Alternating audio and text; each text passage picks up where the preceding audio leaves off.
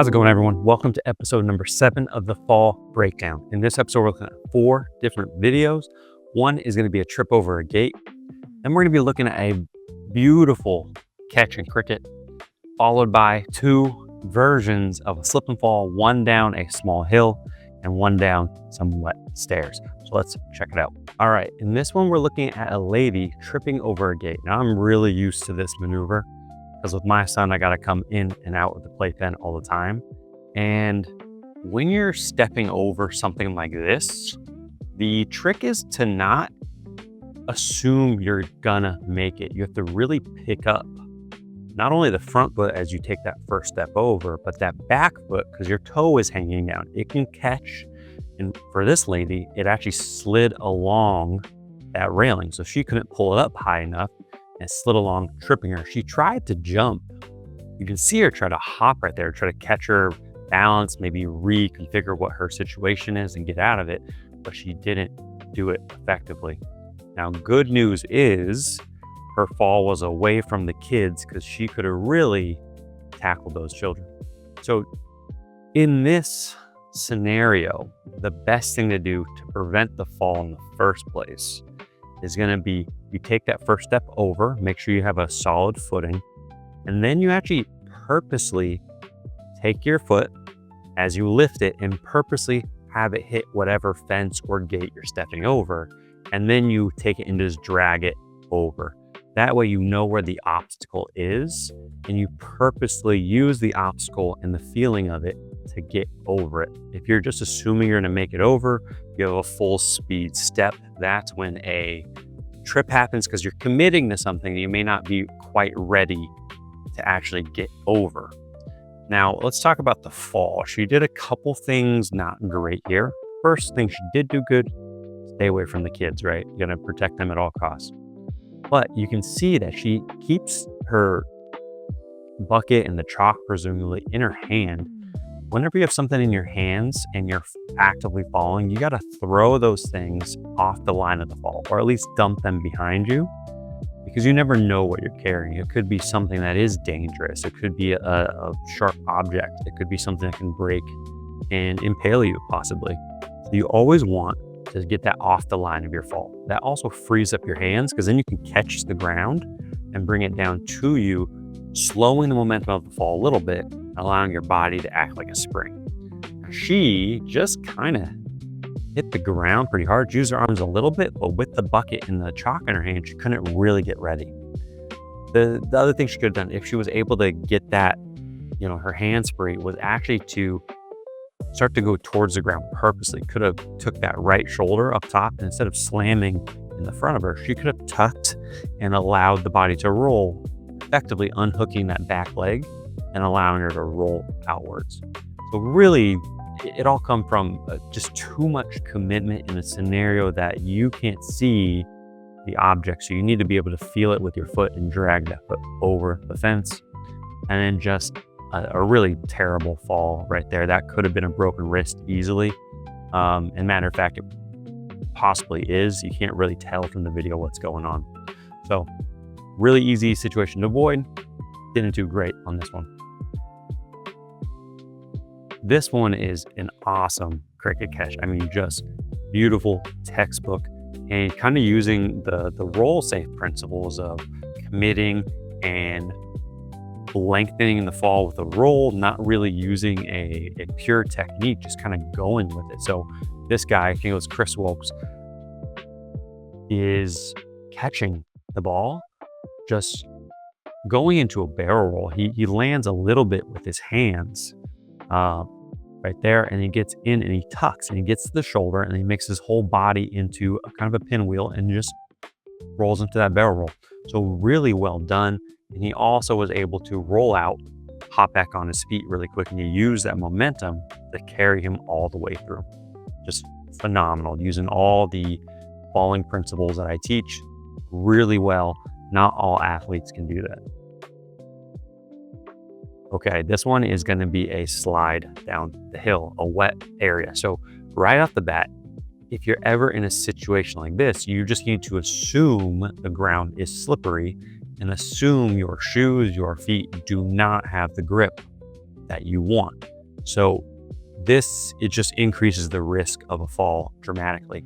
The way he's going down that decline is terrible. You should never be going down a decline like that, feet facing forwards and not squatting, not low at all, because you're asking the slip out and hit with your butt, which could be a broken tailbone, a broken hip if you have some osteoporosis. It's not a good scenario. The first thing I would do is find an alternate route if you can, but that's not always going to be possible. So the technique I would use is you're going to actually go sideways. So you have one leg up, one leg down. So now your legs are on different areas of that little hill, and you're on different aspects of kind of that slippery surface. So up top might be a little more grippy, down low might be a little more slick. And then with that top leg, as you go down, you make sure you're stuck and you're good, and you feel the surface with the bottom leg. So you're literally just testing out every step. Is it safe to step? Is it safe to step? And that way you don't slip out. Also, if you're going sideways, you're already kind of technically squatting on that back leg. So you're lower to the ground. And if you were to slip out, you can use your hand very easily to either block the ground or kind of help you mitigate the slam on the ground and get down slower. Worst comes to worst, if you do that, you end up on your butt cheek on the side a little bit and you slide back down. If you're really worried about the scenario, say it's in a scenario where you can't get hurt because there's no help or rescue on a hike or something like that, get the pants dirty, get on your butt, get on your side, and just scooch the way down. Falling, breaking a wrist, a hip in a wooded area like this is often not worth it because help may not be close. It may take hours, if not a day or two, for help to get there if you're out in the deep wilderness. So just what this guy was doing, terrible. Now let's just take his fall as is. What could he have done better? Well, the minute he starts to lose his balance, he just needs to squat, get as low to the ground as possible, let his shorts get wet, and mitigate any big drop like he has. He just flies in the air, hits his butt, his tailbone, and his back hits. If you can't do that, if you forget to do that, the minute he starts going like this, you should just tuck his head and protect the noggin. So terrible technique, could have changed up the whole thing, would have really done him well. Similar type of fall, it's a slip and fall, but now we're on stairs.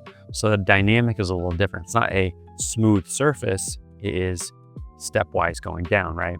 So first off, this girl sees the wet, it's all wet, right? You need to assume if something is wet, that it's slippery. It isn't always slippery, especially on wood. You still have some good grip on wood usually, but it's wet, assume that there's increased danger. She should have been holding on to the railing from the beginning. So you see the wetness, you need to increase the protection.